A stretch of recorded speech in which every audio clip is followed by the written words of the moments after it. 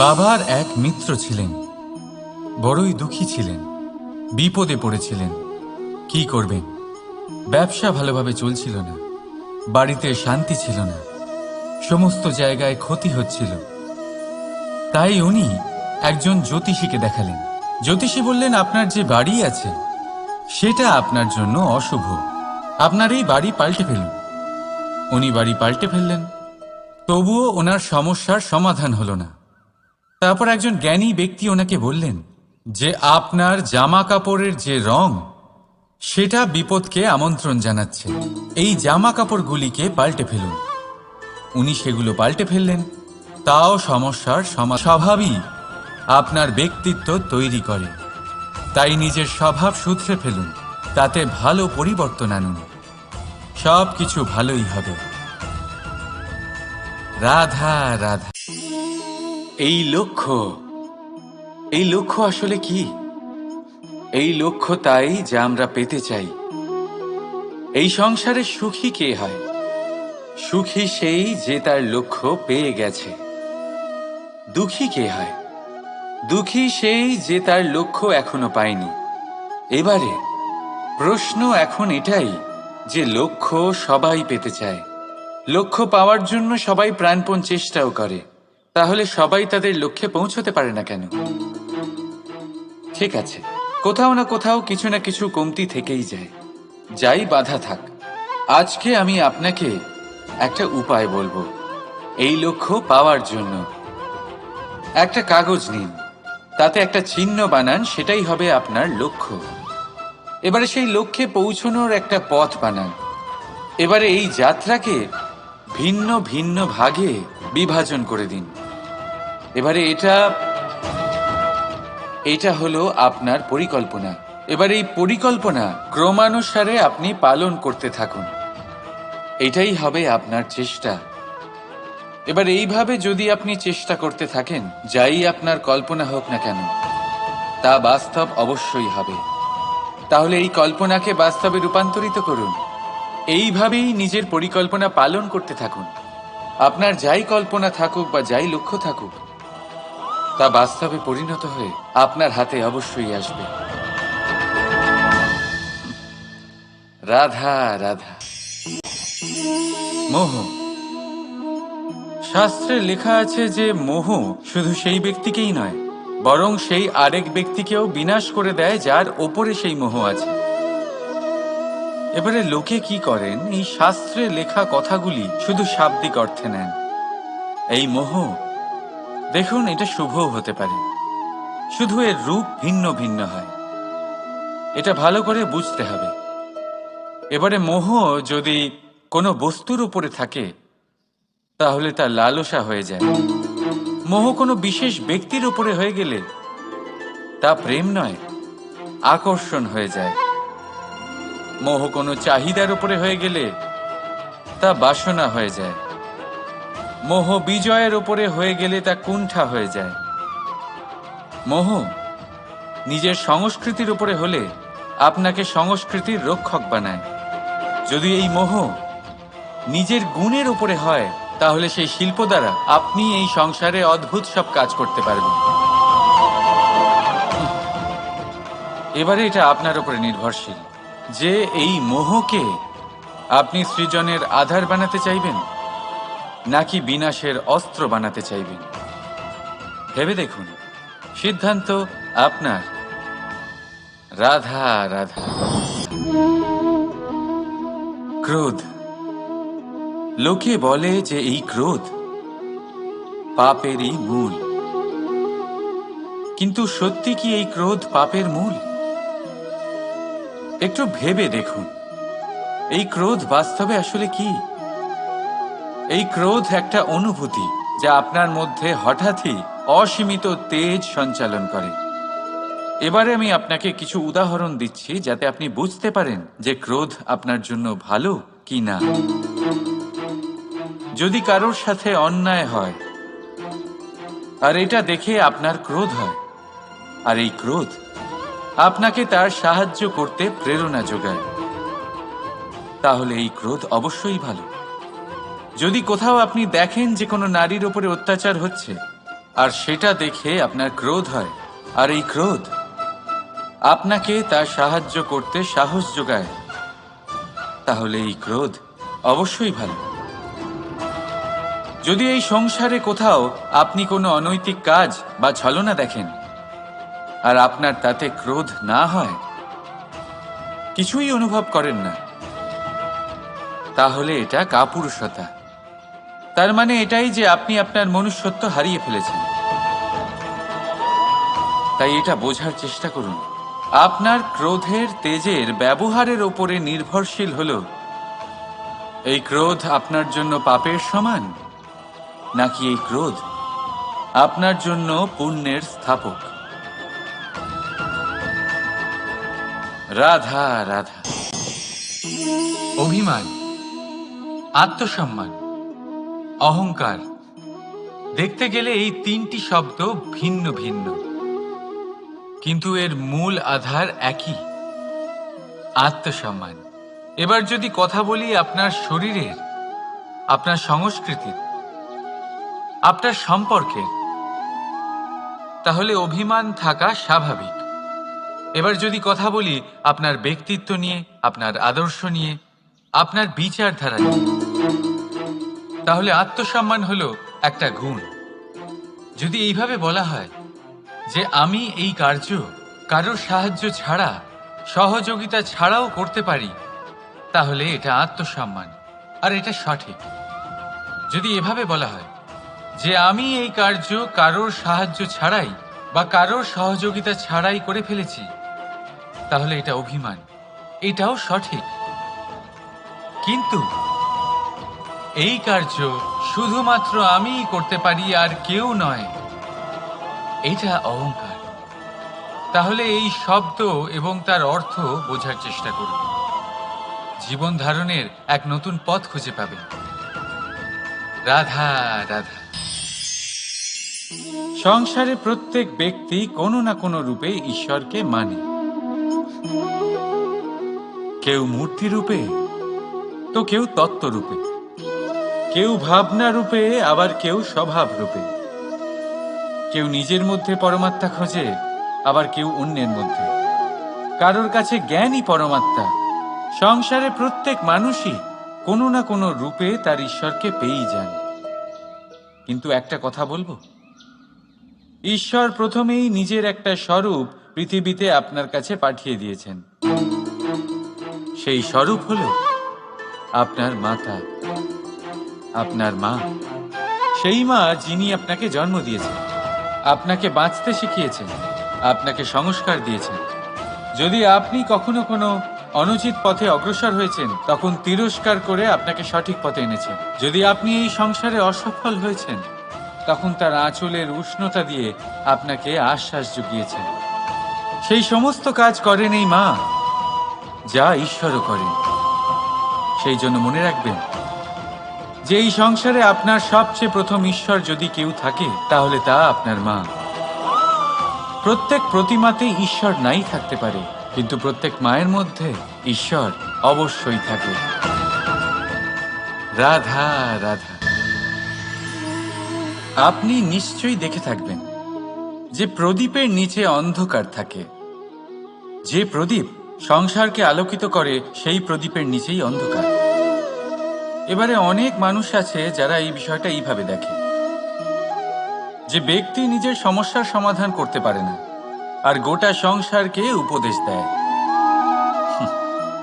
কিন্তু এইটা দেখার আরো একটা দৃষ্টিভঙ্গি আছে, আর সেটা হচ্ছে যে স্বয়ং জ্বলে সংসারকে আলোকিত শুধু সেই করতে পারে যা রাধার বড়ই শীতল হয়।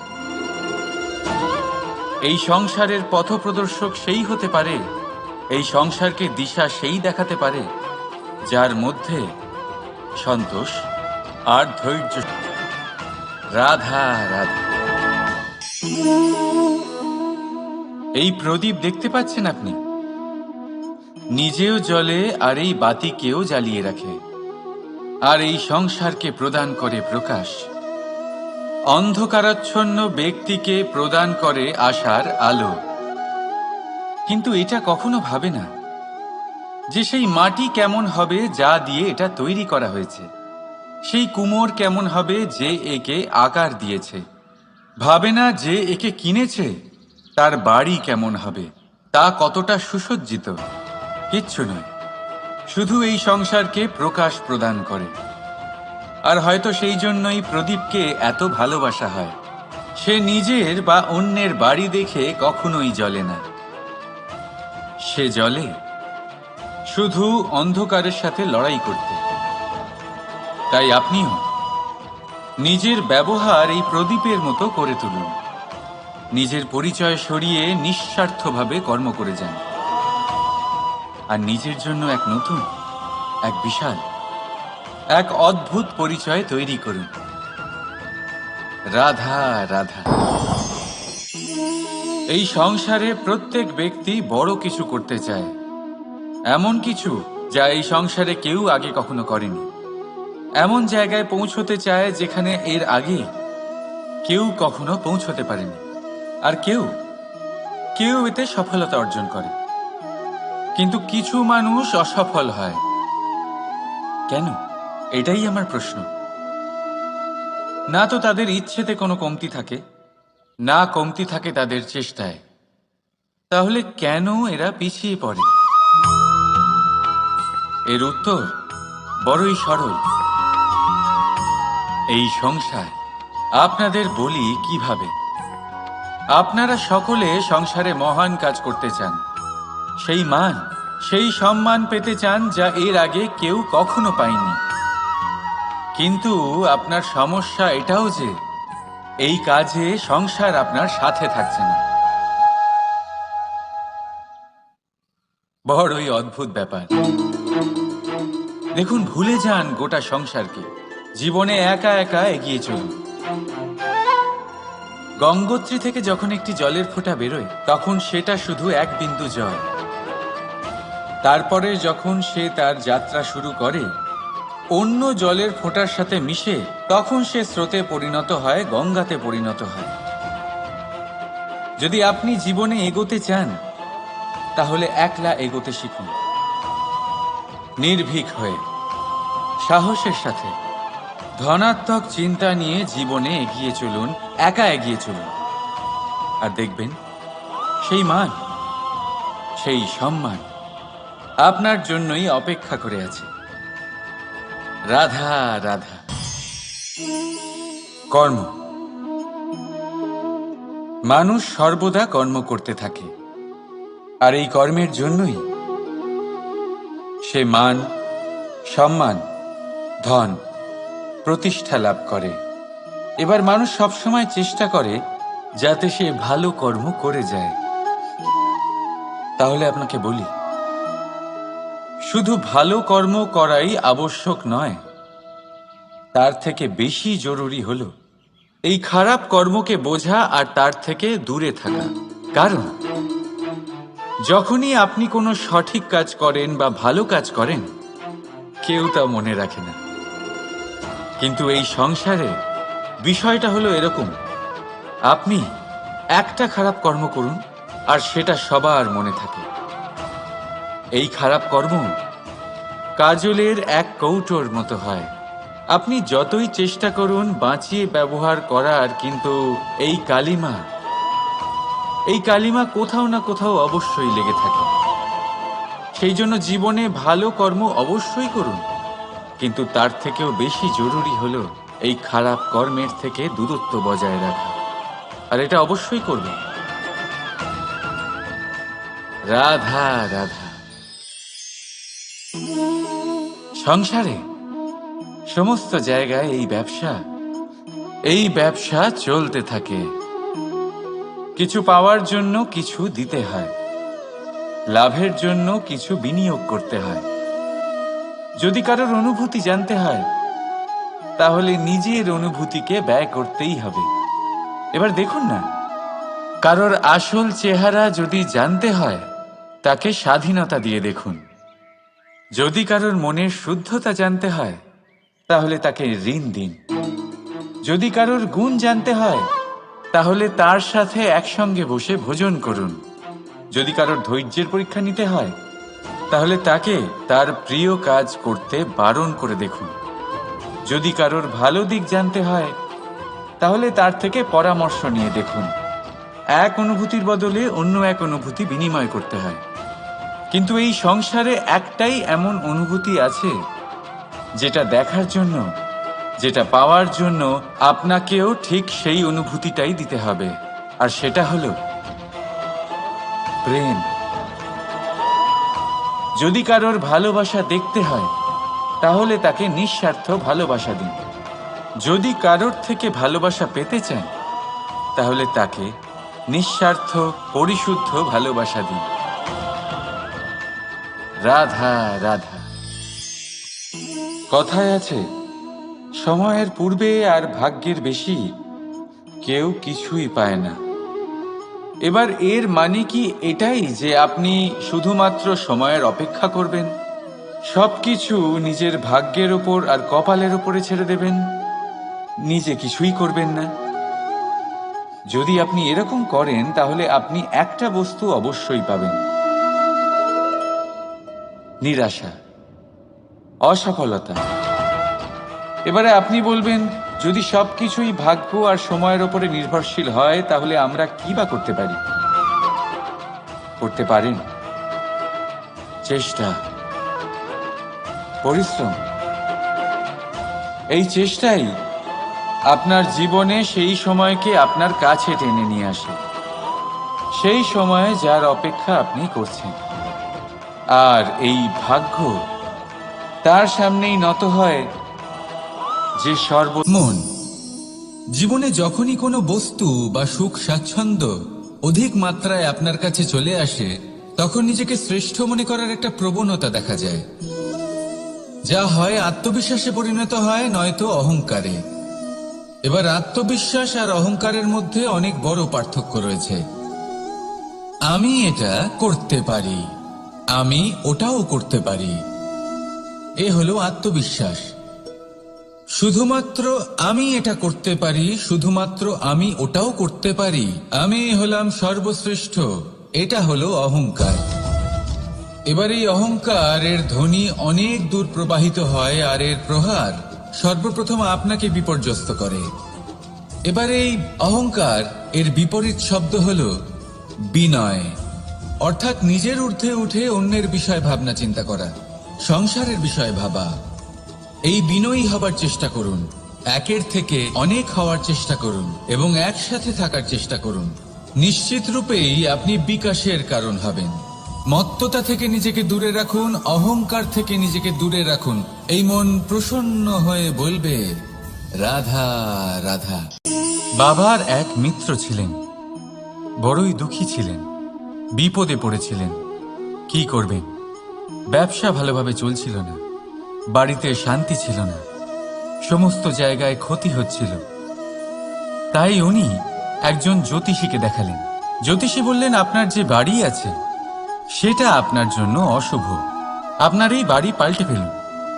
উনি বাড়ি পাল্টে ফেললেন, তবুও ওনার সমস্যার সমাধান হলো না। তারপর একজন জ্ঞানী ব্যক্তি ওনাকে বললেন যে আপনার জামা কাপড়ের যে রং সেটা বিপদকে আমন্ত্রণ জানাচ্ছে, এই জামা কাপড়গুলিকে পাল্টে ফেলুন। উনি সেগুলো পাল্টে ফেললেন, তাও সমস্যার সমাধান হলো না। আবার একজন জ্ঞানী ব্যক্তি বললেন যে আপনার আশেপাশে যে মানুষজন রয়েছে তারা এটা চায় না যে আপনি সফল হন, তারা আপনার ক্ষতি চায়, তাদের সাথে সমস্ত সম্পর্ক ভেঙে ফেলুন। তো উনি সম্পর্ক ভেঙে ফেললেন, কিন্তু তাতেও ওনার জীবনে কোনো পরিবর্তন এলো না। তার মানে তিনি বাড়ি পাল্টালেন, জামা কাপড় পাল্টালেন, সম্পর্ক পাল্টালেন, যেটা পাল্টালেন না তা হলো স্বভাব।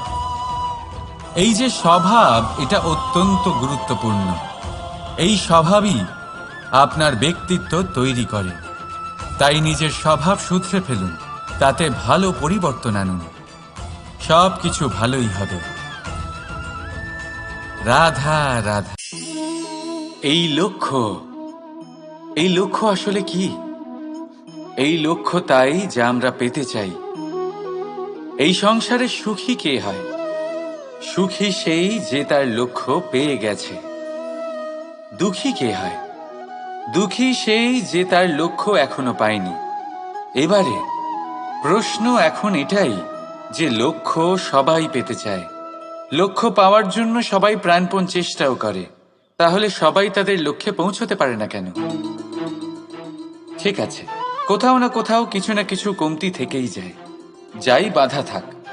আজকে আমি আপনাকে একটা উপায় বলবো এই লক্ষ্য পাওয়ার জন্য। একটা কাগজ নিন, তাতে একটা চিহ্ন বানান, সেটাই হবে আপনার লক্ষ্য। এবারে সেই লক্ষ্যে পৌঁছানোর একটা পথ বানান। এবারে এই যাত্রাকে ভিন্ন ভিন্ন ভাগে বিভাজন করে দিন। এবারে এটা হলো আপনার পরিকল্পনা। এবার এই পরিকল্পনা ক্রমানুসারে আপনি পালন করতে থাকুন, এটাই হবে আপনার চেষ্টা। এবার এইভাবে যদি আপনি চেষ্টা করতে থাকেন, যাই আপনার কল্পনা হোক না কেন, তা বাস্তব অবশ্যই হবে। তাহলে এই কল্পনাকে বাস্তবে রূপান্তরিত করুন, এইভাবেই নিজের পরিকল্পনা পালন করতে থাকুন। আপনার যাই কল্পনা থাকুক বা যাই লক্ষ্য থাকুক, তা বাস্তবে পরিণত হয়ে আপনার হাতে অবশ্যই আসবে। রাধা রাধা। মোহ। শাস্ত্রে লেখা আছে যে মোহ শুধু সেই ব্যক্তিকেই নয়, বরং সেই আরেক ব্যক্তিকেও বিনাশ করে দেয় যার ওপরে সেই মোহ আছে। এবারে লোকে কি করেন, এই শাস্ত্রে লেখা কথাগুলি শুধু শাব্দিক অর্থে নেন। এই মোহ, দেখুন, এটা শুভও হতে পারে, শুধু এর রূপ ভিন্ন ভিন্ন হয়, এটা ভালো করে বুঝতে হবে। এবারে মোহ যদি কোনো বস্তুর উপরে থাকে, তাহলে তা লালসা হয়ে যায়। মোহ কোনো বিশেষ ব্যক্তির উপরে হয়ে গেলে তা প্রেম নয়, আকর্ষণ হয়ে যায়। মোহ কোনো চাহিদার উপরে হয়ে গেলে তা বাসনা হয়ে যায়। মোহ বিজয়ের উপরে হয়ে গেলে তা কুণ্ঠা হয়ে যায়। মোহ নিজের সংস্কৃতির উপরে হলে আপনাকে সংস্কৃতির রক্ষক বানায়। যদি এই মোহ নিজের গুণের উপরে হয়, তাহলে সেই শিল্প দ্বারা আপনি এই সংসারে অদ্ভুত সব কাজ করতে পারবেন। এবারে এটা আপনার উপরে নির্ভরশীল যে এই মোহকে আপনি সৃজনের আধার বানাতে চাইবেন নাকি বিনাশের অস্ত্র বানাতে চাইবেন। ভেবে দেখুন, সিদ্ধান্ত আপনার। রাধা রাধা। ক্রোধ। লোকে বলে যে এই ক্রোধ পাপেরই মূল, কিন্তু সত্যি কি এই ক্রোধ পাপের মূল? একটু ভেবে দেখুন, এই ক্রোধ বাস্তবে আসলে কি? এই ক্রোধ একটা অনুভূতি যা আপনার মধ্যে হঠাৎই অসীমিত তেজ সঞ্চালন করে। এবারে আমি আপনাকে কিছু উদাহরণ দিচ্ছি যাতে আপনি বুঝতে পারেন যে ক্রোধ আপনার জন্য ভালো কি না। যদি কারোর সাথে অন্যায় হয় আর এটা দেখে আপনার ক্রোধ হয়, আর এই ক্রোধ আপনাকে তার সাহায্য করতে প্রেরণা যোগায়, তাহলে এই ক্রোধ অবশ্যই ভালো। যদি কোথাও আপনি দেখেন যে কোনো নারীর উপরে অত্যাচার হচ্ছে আর সেটা দেখে আপনার ক্রোধ হয়, আর এই ক্রোধ আপনাকে তার সাহায্য করতে সাহস যোগায়, তাহলে এই ক্রোধ অবশ্যই ভালো। যদি এই সংসারে কোথাও আপনি কোনো অনৈতিক কাজ বা ছলনা দেখেন আর আপনার তাতে ক্রোধ না হয়, কিছুই অনুভব করেন না, তাহলে এটা কাপুরুষতা। তার মানে এটাই যে আপনি আপনার মনুষ্যত্ব হারিয়ে ফেলেছেন। তাই এটা বোঝার চেষ্টা করুন, আপনার ক্রোধের তেজের ব্যবহারের ওপরে নির্ভরশীল হলো এই ক্রোধ আপনার জন্য পাপের সমান নাকি এই ক্রোধ আপনার জন্য পুণ্যের স্থাপক। রাধা রাধা।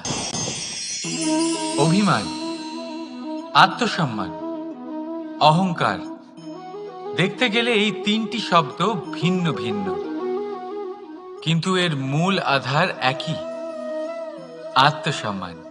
এবার যদি কথা বলি আপনার শরীরের, আপনার সংস্কৃতির, আপনার সম্পর্কের, তাহলে অভিমান থাকা স্বাভাবিক। এবার যদি কথা বলি আপনার ব্যক্তিত্ব নিয়ে, আপনার আদর্শ নিয়ে, আপনার বিচারধারা নিয়ে, তাহলে আত্মসম্মান হলো একটা গুণ। যদি এইভাবে বলা হয় যে আমি এই কার্য কারোর সাহায্য ছাড়া, সহযোগিতা ছাড়াও করতে পারি, তাহলে এটা আত্মসম্মান, আর এটা সঠিক। যদি এভাবে বলা হয় যে আমি এই কার্য কারোর সাহায্য ছাড়াই বা কারোর সহযোগিতা ছাড়াই করে ফেলেছি, তাহলে এটা অভিমান, এটাও সঠিক।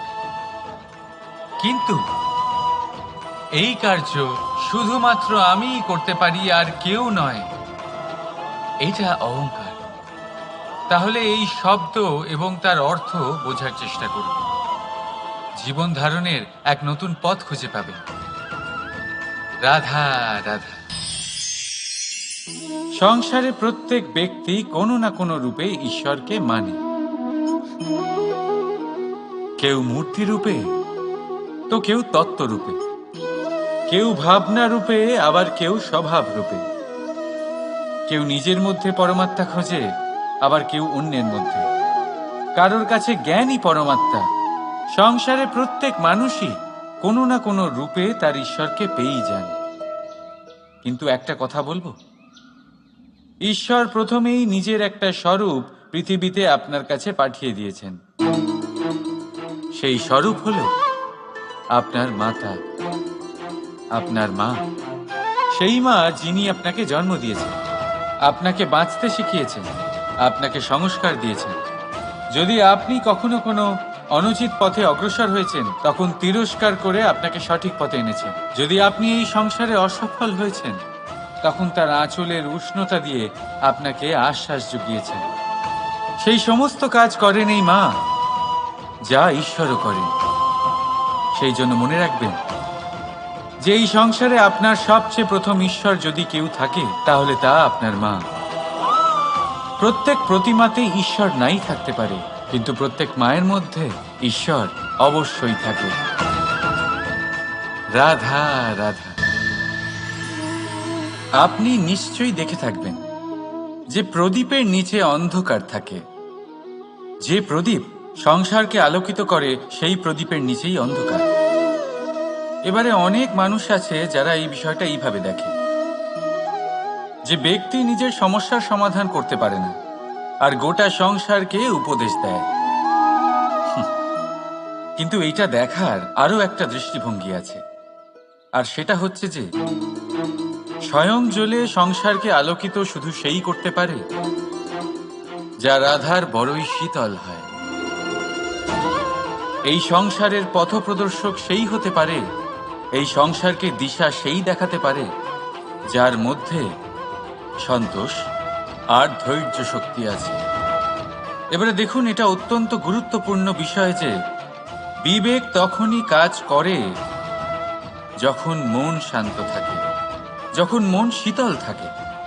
তাই যদি আপনি এই জীবনে কোনো বড় কর্ম করতে চান, তাহলে সর্বপ্রথম আপনার এই মনকে, এই বিবেককে, এই হৃদয়কে, এই আধারকে, এই ভূমিকে শীতল রাখতে শিখুন।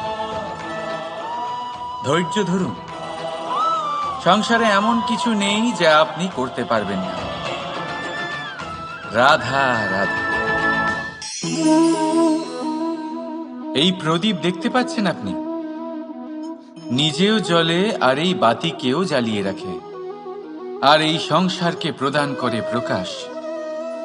অন্ধকারাচ্ছন্ন ব্যক্তিকে প্রদান করে আশার আলো।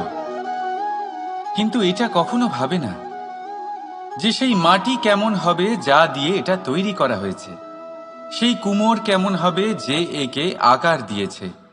ভাবে না যে একে কিনেছে তার বাড়ি কেমন হবে, তা কতটা সুসজ্জিত। কিচ্ছু নয়, শুধু এই সংসারকে প্রকাশ প্রদান করে। আর হয়তো সেই জন্যই প্রদীপকে এত ভালোবাসা হয়।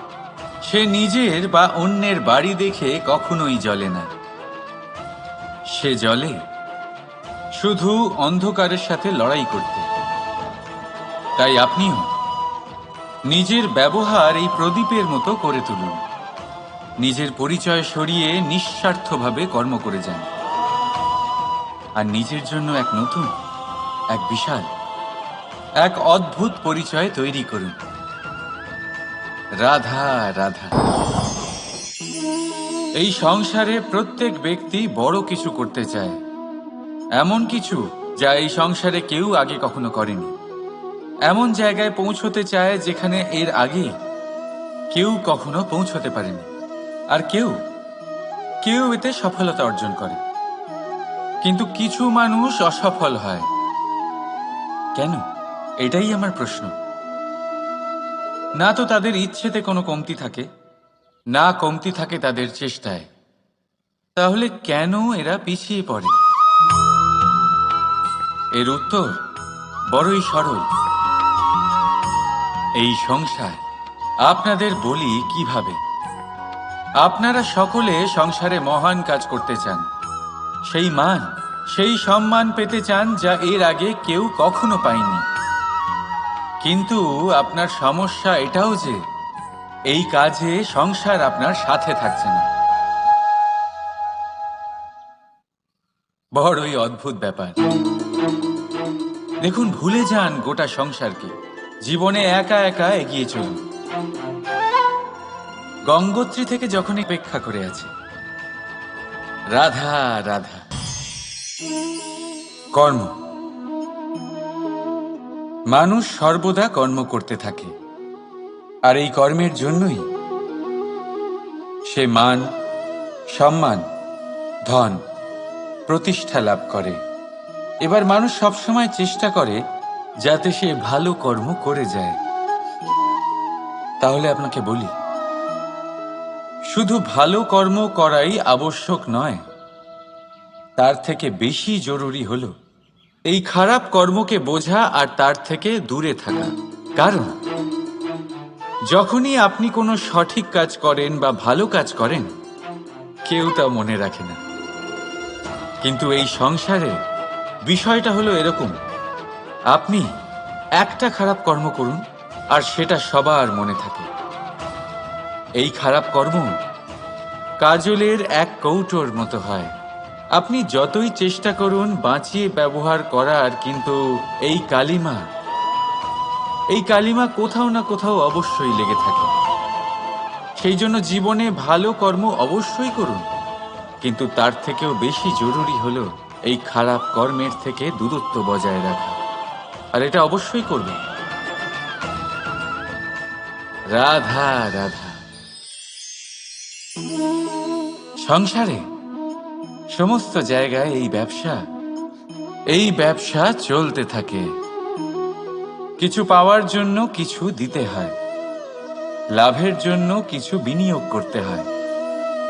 যদি কারোর অনুভূতি জানতে হয়, তাহলে নিজের অনুভূতিকে ব্যয় করতেই হবে। এবার দেখুন না, কারোর আসল চেহারা যদি জানতে হয়, তাকে স্বাধীনতা দিয়ে দেখুন। যদি কারোর মনের শুদ্ধতা জানতে হয়, তাহলে তাকে ঋণ দিন। যদি কারোর গুণ জানতে হয়, তাহলে তার সাথে একসঙ্গে বসে ভোজন করুন। যদি কারোর ধৈর্যের পরীক্ষা নিতে হয়, তাহলে তাকে তার প্রিয় কাজ করতে বারণ করে দেখুন। যদি কারোর ভালো দিক জানতে হয়, তাহলে তার থেকে পরামর্শ নিয়ে দেখুন। এক অনুভূতির বদলে অন্য এক অনুভূতি বিনিময় করতে হয়। কিন্তু এই সংসারে একটাই এমন অনুভূতি আছে, যেটা দেখার জন্য, যেটা পাওয়ার জন্য আপনাকেও ঠিক সেই অনুভূতিটাই দিতে হবে।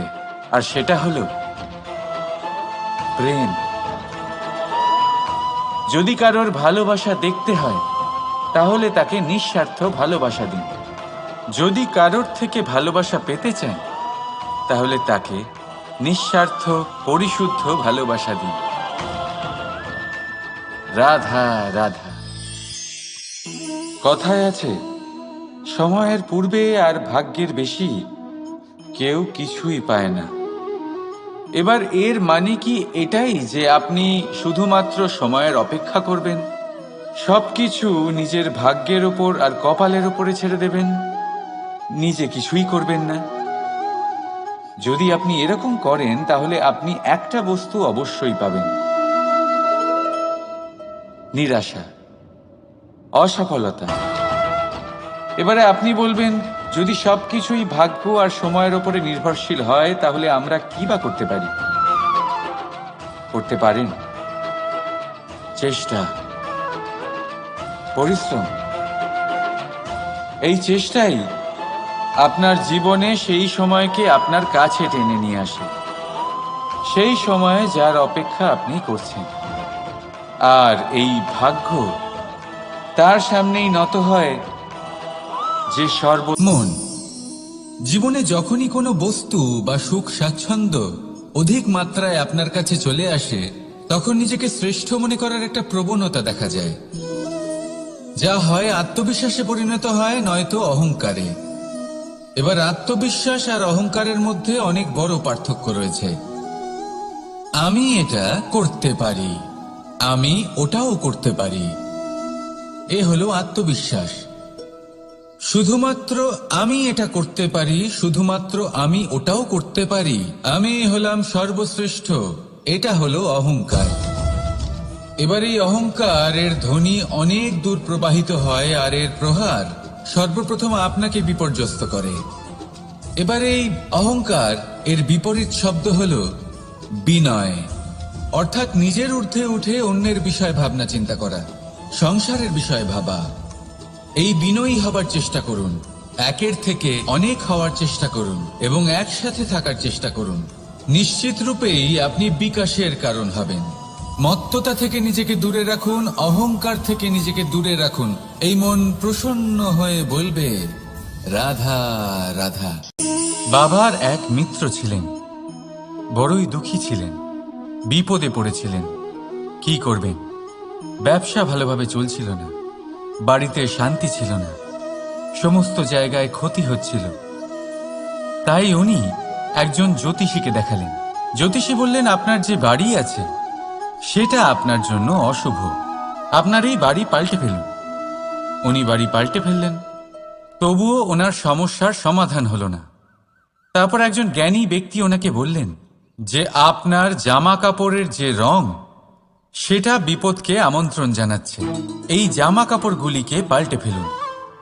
উনি সেগুলো পাল্টে ফেললেন, তাও সমস্যার সমাধান হলো না। আবার একজন জ্ঞানী ব্যক্তি বললেন যে আপনার আশেপাশে যে মানুষজন রয়েছে, তারা এটা চায় না যে আপনি সফল হন, তারা আপনার ক্ষতি চায়, তাদের সাথে সমস্ত সম্পর্ক ভেঙে ফেলুন। তো উনি সম্পর্ক ভেঙে ফেললেন, কিন্তু তাতেও ওনার জীবনে কোনো পরিবর্তন এলো না। তার মানে তিনি বাড়ি পাল্টালেন, জামা কাপড় পাল্টালেন, সম্পর্ক পাল্টালেন, যেটা পাল্টালেন না তা হলো স্বভাব। এই যে স্বভাব, এটা অত্যন্ত গুরুত্বপূর্ণ। এই স্বভাবই আপনার ব্যক্তিত্ব তৈরি করে। তাই নিজের স্বভাব শুধরে ফেলুন, তাতে ভালো পরিবর্তন আনুন, সব কিছু ভালোই হবে। রাধা রাধা।